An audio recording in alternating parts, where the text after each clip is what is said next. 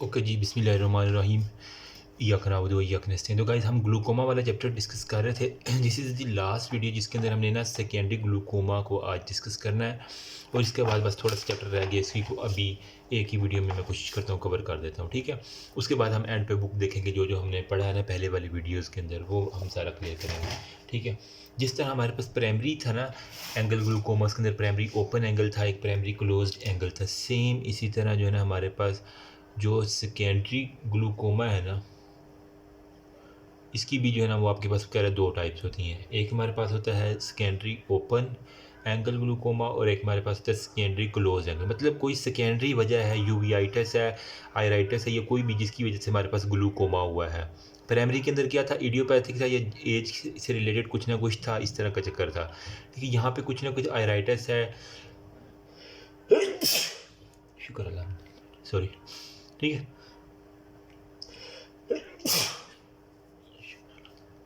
अच्छा, तो अब यहाँ पे जो सबसे कॉमनेस्ट काज ने लिखी हुई है नंबर 1 पे, वो है हमारे पास कॉर्नियल अल्सर, ठीक है। जो आपके पास आई के इंटीरियर वाला होता है ना, सारा का सारा कॉर्निया, इसका कुछ ना कुछ अल्सरेशन हो चुकी है। तो इसके अंदर जो है ना वो दो तरह की अल्सरेशन वो कह रहा है, या हमारे पास हो सकती है परफोरेटिव, ठीक है, या हमारे पास हो सकती है नॉन परफोरेटिव अल्सर हो गया, ठीक है। जो परफोरेटिव होती है इसे हम कहते हैं एक्जियूडेटिव। इसके अंदर एक्जियूडेट वगैरह वो सारा का सारा मतलब डेबरस निकलता है, ठीक है, जो कि आपके केनाल्स वगैरह को ब्लॉक कर दे, जिसकी वजह से हमारे पास ग्लूकोमा हो जाता है। जबकि नॉन प्रोलिफेरेटिव में हमारे पास क्या होता है, जो आपका एंटीरियर चैम्बर ऑफ आई है ना, ठीक है, सारे का सारा ये इसके अंदर क्या होता है, कोलैप्सिंग हो जाती है। तो मैं कह सकता हूँ यहाँ पे एंटीरियर चैम्बर के अंदर हमारे पास कोलैप्स हो जाता है, ठीक हो गया। ये था हमारे पास कॉर्निया का अगर मसला हो। अब मैं आपको बताता हूँ, अगर हमारे पास वो कह रहा है सेकंड नंबर पे आयरस का मसला भी हो सकता है, ठीक है। जो आपकी वो आंखों के ऊपर वो रस्सियाँ जिसे मैं कह रहा हूँ ना बार बार, ठीक है, इनके दरमियान प्यूपल है और वो आयरस ये बड़ा अब जो लटक रहे हैं, इनके अंदर मेरे पास क्या होता है, या तो हमारे पास कोई आयरस की इन्फ्लामेटरी जो है ना हमारे पास कोई कंडीशन होती है, जिसके अंदर हमारे पास कहते हैं आयरेडो सक्लेरोइटिस हो गया, आयरेडो सक्लेरोइटिस हो सकता है, या फिर हमारे पास हो सकता है पिगमेंट्री ग्लूकोमा, ठीक है, या फिर हमारे पास हो सकता है वो न्यू वेस्कुलराइजेशन, नई वेसल्स के अंदर हमारे पास कुछ ना vascularisation due to release of growth factor. हमारे पास जो भी ग्रोथ फैक्टर है, इंट्रावेस्कुलर ग्रोथ फैक्टर, वो उसकी वजह से हमारे न्यू वेस्कुलराइजेशन हो जाती है, तो आयरडाइटिस हो जाता है, आयरोडोसक्लेरोइटिस हो सकता है, इन्फ्लेमेटरी का कंडीशन, उसकी वजह से हमारे पास ग्लूकोमा होगा। सिंपल बातें हैं, आपने ये शायद पैथो के अंदर भी जो है ना वो पढ़ी होंगी, ठीक है। अब इन्फ्लामेशन के अंदर वो कह रहा है कि आयराइडोस्क्लेराइटिस के अंदर ना हमारे पास इन्फ्लामेटरी जो सेल होते हैं ना, वो क्या करते हैं, हमारे पास एडीमा करते हैं, ठीक है, पेपिलरी ब्लॉकेज कर देंगे, और उसके बाद हमारे पास इसने स्कारिंग कर देनी है। तो ये तीन काम जब हो जाएंगे तो आपके पास होगा। फिर अगर जो पिगमेंट्री ग्लूकोमा है ना, आयरस के पास हमें पता है कि एक पिगमेंट्री एपिथीलियम होती है, ठीक है, जो कि सिक्रीट करती है पिगमेंट को, ठीक है। आयरस के पास एक पिगमेंट्री एपिथीलियम होती है, अगर वो पिगमेंट्री एपिथीलियम हद से ज़्यादा पिगमेंट्स को रिलीज़ कर दे तो यही पिगमेंट जाके ब्लॉकेज करवा देंगे। इसी वजह से मैं कह रहा हूँ कि पिगमेंट्री ग्लूकोमा जो है ना वो आयरस से जो आ रहा है ना, वो हमारे पास ब्लॉक करेगा चैनल्स को, तो वहाँ से हमारे पास होगा। न्यू वेस्कुलर में हमारे पास क्या होता है, नैरो एंगल भी हो सकता है, ओपन एंगल भी हो सकता है। देखो ना, जब एस्कीमिया होता है ना रेटिना का, ठीक है, एस्कीमिया ऑफ द रेटिना, जो ही एस्कीमिया होगा, आपने पैथो के अंदर पढ़ा होगा, वहाँ से vascular endothelium derived growth factor, VEGF जिसे हम कहते हैं ना आम जबान में, ये रिलीज़ होती हैं। ये क्या करते हैं, न्यू वेस्कुलराइजेशन करवा देते हैं इवन ऑन दी रेटिना, और साथ में आयरस भी इन्वॉल्व हो जाता है। जब आयरस के ऊपर न्यू वेस्कुलराइजेशन होती है तो ये हमारे पास क्या करता है, क्लोज करता है आई के एंगल्स को, ठीक है, जिसकी वजह से वो ग्लूकोमा हमारे पास सारे का सारा। काजेज ऑफ इस्कीमिया क्या क्या हो सकता है रेटिना का, या तो हमने रेटिना वाले चैप्टर में बड़ा एक्सप्लेनली हमने देखा था कि या तो उसको होगा central retinal vein occlusion, central retinal vein occlusion होगा, ठीक है। नंबर सेकंड पे कह रहा है कि डायबिटिक रेटिनोपैथी हो सकती है, जिसकी वजह से इस्कीमिया हो गया, या फिर ब्रांच्ड वेन ऑब्स्ट्रक्शन हो सकती है, या फिर क्रोनिक इंट्रावेस्कुलर इन्फ्लामेशन हो सकती है, क्रोनिक इंट्रावेस्कुलर इन्फ्लामेशन, या फिर फाइब्रो ऑक्यूलर कोई ट्यूमर हो सकता है। फाइब्रो ऑक्यूलर जो हमारे पास ओहो नज़र नहीं आ रहा यार, फाइब्रो ऑक्यूलर हमारे पास ट्यूमर हो सकता है जिसकी वजह से, ठीक है। ये था सारे के सारा हमारे पास कॉर्नियल अल्सर, और उसके बाद आयरस के बारे में हमने देख लिया। अब वो कह रहा है कि कुछ हमारे पास लेंस इंड्यूस्ड ग्लूकोमा होता है, ठीक है। मतलब हमने कॉर्निया का सारा देख लिया, फिर जो आयरस से देख लिया, अब आयरस के बिल्कुल पीछे हमारे पास क्या पड़ा है, लेंस पड़ा है। तो लेंस की वजह से क्यों ग्लूकोमा होगा, तो वो हम देख लेते हैं थोड़ा सा। तो उसको उसने नाम दे दिया कि लेंस इंड्यूस्ड ग्लूकोमा। इसको मैं थोड़ा सा इधर आ जाए ना, ओके यहाँ पे देखो, लेंस इंड्यूस्ड ग्लूकोमा, ठीक है। इसके अंदर इसने फर्दर कैटेगरीज की हुई, एक हमारे पास होगी फैकोमार्फिक फैकोमार्फिक ग्लूकोमा जो कि लेंस की वजह है। एक हमारे पास होगा फेकोलिटिक फेकोलिटिक ग्लूकोमा। फिर हमारे पास होगा फेकोटॉक्सिक, जहाँ भी फेको का लफ्ज़ आता है वो मतलब लेंस से कुछ ना कुछ को रिलेट कर रहा है, ठीक है। फिर हमारे पास होगा पेपिलरी ब्लॉकेज, ठीक है। लेंस ने क्या किया, पेपिलरीज को ब्लॉक कर दिया। फिर हमारे पास सूडो एक्सफोलिएशन हो सकता है, सारे पी से शुरू हो रहे हैं, सूडो एक्सफोलिएशन हो सकता है।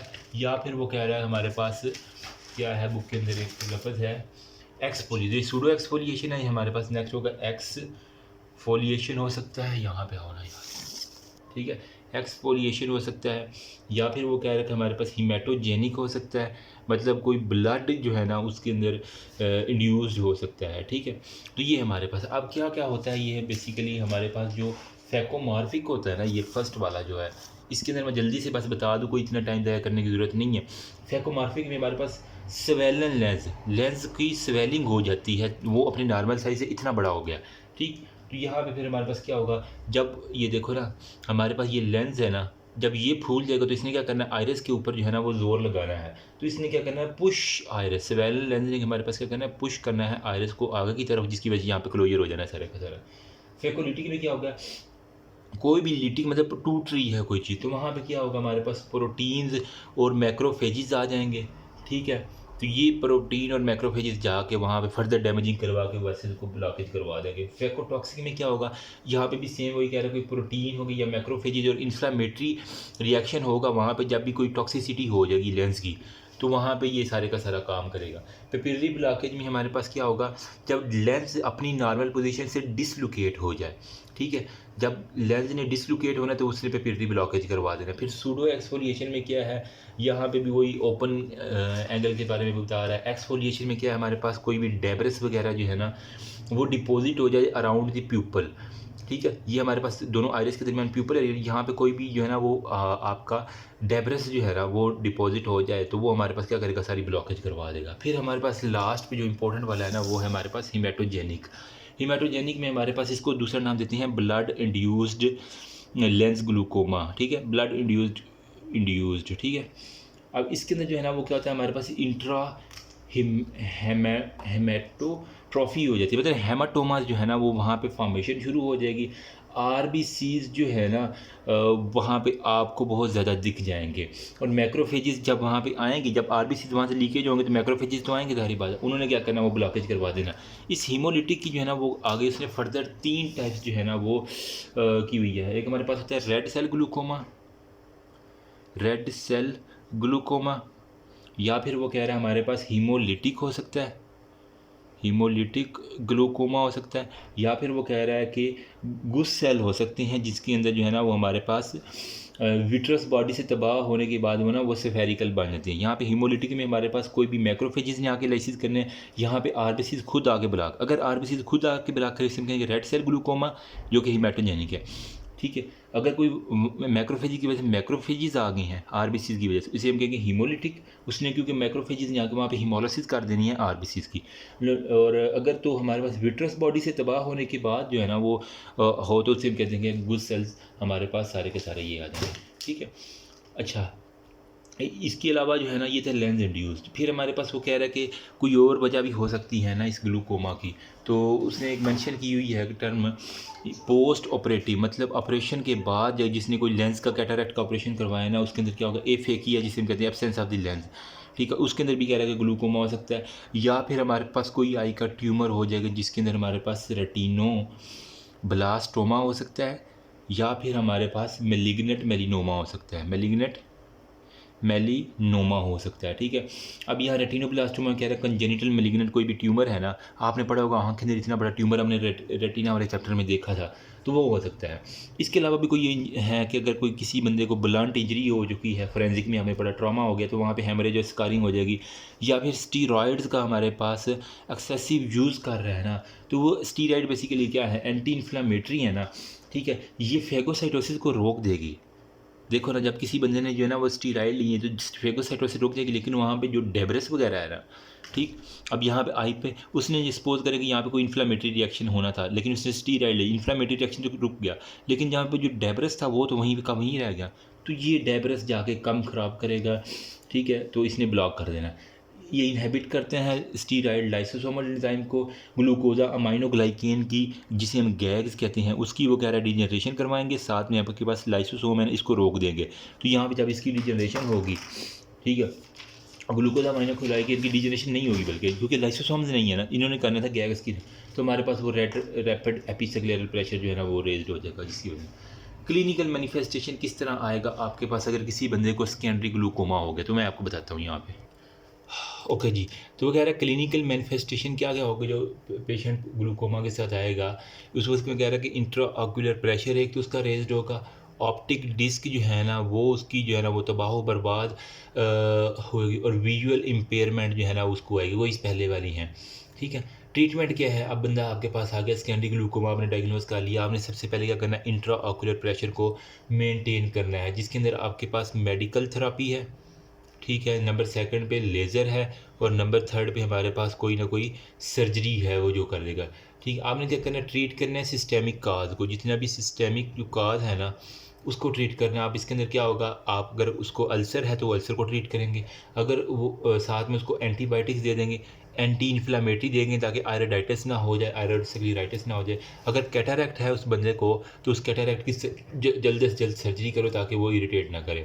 ठीक है, इंट्रा ऑक्यूलर प्रेशर की क्या आपने ट्रीटमेंट करनी है, एक आपने करनी थी टॉपिकल और एक हमारे पास सिस्टेमिक थी। ठीक है, टॉपिकल के अंदर आप बीटा ब्लॉकर दे देंगे, अल्फा 2 एगोनिस्ट दे देंगे। ठीक है, साथ में एड्रीनर्जिक ड्रग्स आपने देनी थी, ऑलरेडी हम सारी पढ़ चुके हैं।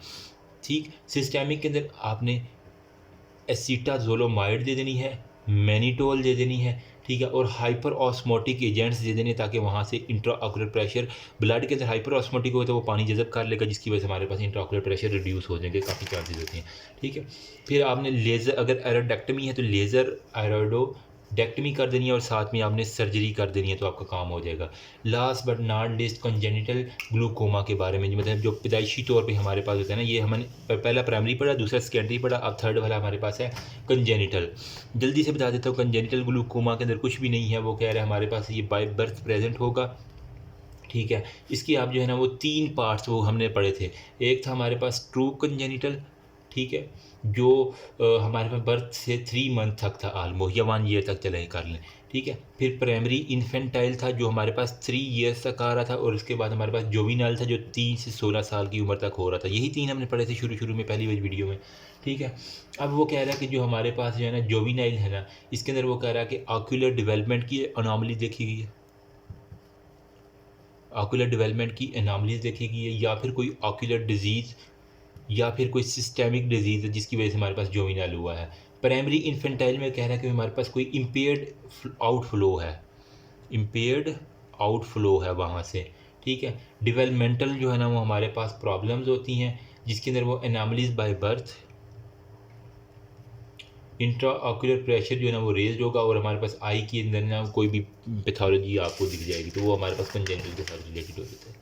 ठीक है, पेशेंट जो है ना वो प्राइमरी इन्फेंटाइल 10,000 में से एक बंदा जो है ना वो होता है प्राइमरी इन्फेंटाइल में, और वो यहाँ पे कह रहा है कि इसकी रेशियो जो है ना वो 1000 रेशियो, बल्कि 10,000 रेशियो 1 उसकी एक रेशियो बताई हुई है। बाईलेटरल होता है, दोनों आंखों में होगा, और मेल्स जो है ना वो कह रहा है मोर अफेक्टेड होते हैं इसकी प्राइमरी इन्फेंटाइल के अंदर। सही है, 40% जो है ना वो बाय बर्थ इंट्राऑक्यूलर प्रेशर वो कह रहा है कि रेज होता है। 40% जो लोग होते हैं उनके अंदर बाय बर्थ जो है ना IOP रेज्ड होगा। फिर 80% जो है ना उसके अंदर 6 मंथ के बाद जो है ना IOP रेज, जबकि 90% लोगों में जो है ना वो हमारे पास कह रहा है कि 1 ईयर से बाद जो है ना वो हमारे पास होती है अब ईटियोलॉजी क्या है इसके रेज होने की और वो सारी की सारी, या तो हमारे पास कोई सेल ट्रेबेकुलर जो है ना मैशवर्क, उसकी जो है ना डिसजेनेसिस हो जाती है, जेक्स्ट्रा कैनेलिकुलर की थिकनिंग हो जाती है, माल डेवलपमेंट किनाल ऑफ स्केलम हो जाएगी। मतलब जितना भी ड्रेनेज वाला आप सिस्टम है ना वो सारा आपने लिख देना है इसके अंदर, इसकी माल डेवलपमेंट रोक लगा देनी है, ठीक है। या फिर हमारे पास कोई भी सिलरी बॉडीज या सीलिया की अंदर कोई डिफॉर्मिटीज़ होगी। अच्छा, तो हमारे पास अब कंजेनिटल का जो है ना केस आ गया है, तो उसके अंदर वो किस तरह साइन सिम्टम्स आएंगे। तो क्लिनिकल साइन एंड सिम्टम में कह रहा है कि आउल्स आई, जिस तरह उल्लू की आंखें होती हैं ना बिल्कुल वैसे की जो है आपको आंख लगेगी, साथ में लैक्रीमेशन होगी, साथ में वो कह रहा है कि फोटोफोबिया होगा, साथ में जो कॉर्निया की हेजीनेस आपको दिख जाएगी, ठीक है। जब आप साइन एंड सिम्टम देखेंगे सेम वही आपको दिख जाएंगे, आईओपी इंक्रीज होगा, ठीक है। साथ में वो कह रहा है कि कॉर्निया का डायामीटर जो है ना वो हमारे पास बढ़ जाएगा, एडिमा हो जाएगा कॉर्निया में, डेस्मेंट मेम्ब्रेन ऑफ द कॉर्निया जो है ना वो ब्रेक कर देगी, डेस्मेंट मेम्ब्रेन जो है ना वो कॉर्निया की वो हमारे पास ब्रेक कर देगी। अच्छा, कॉर्नियल स्कारिंग हो जाएगी, ठीक है। साथ में कह रहा है कि एंटीरियर चैम्बर डीप हो जाएंगे, सब लग्जेशन ऑफ द लेंस हो जाएगी, सब लग्जेशन ऑफ लेंस हो जाएगी, साथ में एंगल्स की एनॉमलीज हो जाएगी, और साथ में जो है ना विजुअल एक्विटी जो है ना वो हमारे पास रिड्यूस्ड हो जाएगी, ठीक है। तो हमें ट्रीटमेंट क्या है इसकी, आपने जो है ना वो वही मेडिकल और सर्जिकल ट्रीटमेंट, मेडिकल आपको पता है, सर्जिकल में गायनाटमी कर लेनी है। मतलब अगर कॉर्निया बिल्कुल क्लियर है ना तो इंटीरियर चैम्बर और कैनाल ऑफ स्केलम के दरमियान ना, इंटीरियर चैम्बर और कैनाल ऑफ स्केलम के दरमियान एक इंसिजन आपने लगा देनी है, ठीक है, जिसकी वजह से हमारे पास आउटफ्लो बेटर होगा। या फिर आपने क्या करना है, ट्रेबेकुलर नेशर के ऊपर ट्रेबुलेक्टमी कर देनी है, सिंपल सी बात है, कोई इतनी ऑलरेडी पढ़ चुकी है। साथ में आपने जो है ना वो सब टेंडन जो है ना वो लेज़र कर देनी है, आर्टिफिशियल ड्रेनेज शंट डाल देना है, और इसके अलावा 2-3 और प्रोसीजर लिखे हुए हैं वो दिखने हैं, ठीक है। तो मैं यहाँ से आपको बुक में दिखाता हूँ, यहाँ पे देखो ना, हमने अभी तक जो है ना वो ये सेकेंडरी ग्लूकोमा को ऑलमोस्ट सारे का सारा यहाँ पे देखो, develop secondary to the ocular disease हो गया, non perforative ulcer, perforated ulcer हो गया, इन्फ्लेमेटरी ग्लूकोमा, पिगमेंट्री होगा, नियोवैस्कुलर मैंने ऑलरेडी सारा बता दिया है, ठीक है। उसके बाद हमारे पास जो है ना ये फेकोलिटिक हो गया, फेकोटॉक्सिक हो गया, पेपिलरी ब्लॉकेज हो गया, सूडो प्रोलिफरेटिव हो गया, हेमरेजिक की आगे 3 जो मैंने टाइप्स बता दी हैं, गोस्ट सेल ग्लूकोमा, ये विट्रस के साथ सारे का सारा हेमरेज की वजह से। फिर पोस्ट ऑपरेटिव में ए फेकिक है, मेलिग्नेंट सिलरी है, फिर रेटिनोब्लास्टोमा मेलिग्नेंट के बारे में हमने डिस्कस किया। इसके बाद स्टीरॉयड इंड्यूस्ड हो गया, ठीक है। अब ये कह रहा है वो हाइड्रोलाइज इनहिबिट करता है, हाइड्रोलाइज एंजाइम की जिसकी गैग्स जो है ना वो हमारे पास कैनॉट डीपोलिमराइज, गैग नहीं टूटती क्योंकि लाइसोजाइम जो है ना वो नहीं खत्म हुआ, तो गैग्स हमारे पास नहीं टूटेंगे। इंक्रीज एपिसेक्लेरल वीनस प्रेशर भी बता दिया मैंने। लेज़र थेरापी में रेक्टमी कर देनी है, सर्जरी कर देनी है, ट्रेबेकुलेक्टमी कर देनी है, स्टेनन ऑपरेशन वगैरह वो सारे के सारे। कंजेनिटल के अंदर प्राइमरी है, सेकेंडरी है, ऑक्यूलर डिजीज है, सिस्टेमिक डिसऑर्डर है। प्राइमरी कंजेनिटल में angle IOP no associated non रख दिया, वो बाकी आप खुद पढ़ेंगे। 40% है, 80% है, 90% मैंने बता दिया है। एटियोलॉजी मैंने वो कह रहा है कि हमारे पास बार्कन मेम्ब्रेन, सेलुलर मेम्ब्रेन, ट्रेबेकुलर डिसजेनेसिस है, थिकनिंग ऑफ द जेक्स्ट्रा कैनेलिकुलर कंपोनेंट है, माल डेवलपमेंट, वही जो है ना ड्रेनेज वाला सिस्टम, वही सारा इसके अंदर इन्वॉल्व है, इंपॉर्टेंट है, इसको देख लेना, ठीक है। कॉर्निया हेज होता है, बफ्थेलमस हो गया, वो सारी की सारी यहाँ पे देख रहे हैं आपको। कॉन्जेनिटल में आपको कॉर्निया हेजी जो है ना वो जिस तरह उसको कैटरैक्ट नहीं हुआ बिल्कुल वैसे ज़्यादा नहीं दिखाऊंगा ताकि वो फिर बाद में मसला बन जाएगा, ठीक है। उसके बाद हमारे पास जो है ना रेज्ड आईओपी है, एक्सेसिव कॉर्नियल है, और मेडिकल थेरापी में वो कह रहे हैं कि beta blocker, carbonic anhydrase inhibitor, सारी बच्चों वाली बात है। गायनेक्टमी में हमारे पास क्या है, प्रोसीजर ऑफ द चॉइस है, जिसके अंदर हमारे पास क्या करते हैं, कॉर्निया जब क्लियर होता है तब करते हैं हम एक कैनाल ऑफ स्केलम और इंटीरियर चैम्बर के दरमियान एक हमने ना इंसिजन डालनी होती है, तो उसने यही बात की हुई है सारी, ठीक है। ये बाकी आपने ट्रेबेकुलेक्टमी कर देनी है, आर्टिफिशियल ड्रेनेज शंट है, साइक्लोफोटोकोगुलेशन है, बाकी एरोडक्टमी, गायनेक्टमी, ट्रेबेकुलेक्टमी, ये सारे नाम आपने याद कर लेने हैं, ठीक है। नॉन पेनिट्रेटिंग फिल्ट्रेशन सर्जरी करवा देनी है, आर्गॉन लेज़र ट्रेबेकुलोप्लास्टी है गया, डीएलटी डायोड लेज़र है, फिर डायोड लेज़र साइक्लोब्लेशन है, ठीक है। कुछ एंटी मेटाबोलाइजर, एरोडक्टमी क्या क्या है, ये प्रोसीजर सारे लिखे हुए हैं, कोई इतने मुश्किल नहीं है, ठीक है। इंडिकेशन में एनेस्थीसिया है, फेशियल ब्लॉक है, और ब्राइडल सूचर्स वगैरह वो सारी की सारी बातें हैं, ठीक है। कंजेनिटल फ्लैप आप लगा सकते हैं, कॉर्नियल फ्लैप हो गया, पेरिस्थेसिस हो गया, डीप सेक्युलरेक्टमी हो गया, सारे प्रोसीजर आसान से हैं, कोई इतने मुश्किल नहीं, बस इनके नाम आपको आने चाहिए और अंदर जो है ना वो नाम से आपको काम आ जाएगा। साइक्लो डायलिसिस में क्या डायरेक्ट कम्युनिकेशन क्रिएट किए इंटीरियर चैम्बर और सुप्राकोराइटल स्पेस के दरमियान, हम सीधा ये एक लाइन जो है ना वो आपको रूट बनाना होता है। साइक्लो क्रायोथेरापी में हमारे प्राइमरी प्रोसीजर है जी, ठीक है। इसके अंदर हमारे पास क्या नो रीजनेबल अल्टरनेटिव है। नियोवैस्कुलर ग्लूकोमा के अंदर ए फेकिक के अंदर हमारे पास किया जाता है, जब प्रीवियस सर्जरी जो है ना वो हमारे पास फेल हो जाए तब ये हम करना होता है, it lowers IOP by coagulation necrosis, producing coagulation necrosis हो जाती है और वो सारे के स्टेप में रेट्रोबल्बर और टॉपिकल एनेस्थीसिया देके आपने वो सारा काम करना होता है। आर्टिफिशियल ड्रेनेज सिस्टम में प्लास्टिक डिवाइसेस कुछ होती हैं जो हम डाल देते हैं तो वो आर्टिफिशियल ड्रेन, अनकंट्रोल ग्लूकोमा के अंदर, स्कैंटिक ग्लूकोमा के अंदर हमने इसको यूज़ करना होता है। ठीक है, फिर हमारे पास लेज़र है, फिर आर्गॉन लेज़र, ट्रेबिकुलोप्लास्टी है, डायोड लेज़र है, फिर डायोड, ये लेज़र के सारे नाम। एंटी मेटाबोलाइट्स में 5 फ्लोरो यूरेसिल और माइटोमाइसिन सी, ये भी आपकी MCQs के अंदर माइटोमाइसिन सी मैंने एक दफ़ा देखा हुआ था। ठीक है, न्यू वेस्कुलर ग्लूकोमा और previous inflammatory glaucoma. That's all about this chapter. Hopefully कुछ ना कुछ आपको आइडिया हो ही गया होगा। ठीक है, तो आई ट्राइड माई बेस्ट कि जितना मैक्सिमम हो सके। ग्लूकोमियोसिस विजुअल फील्ड डिफेक्ट हमने ऑलरेडी डिस्कस कर लिए थे इसको भी। ठीक है, और बाकी ऑलमोस्ट कुछ नहीं रह गया। तो यार जितना मुझे आता था मैंने कोशिश की है अपनी तरफ से बेस्ट, और यही इंपॉर्टेंट चीज़ें हैं जो ऑलमोस्ट आती रहती हैं बार बार।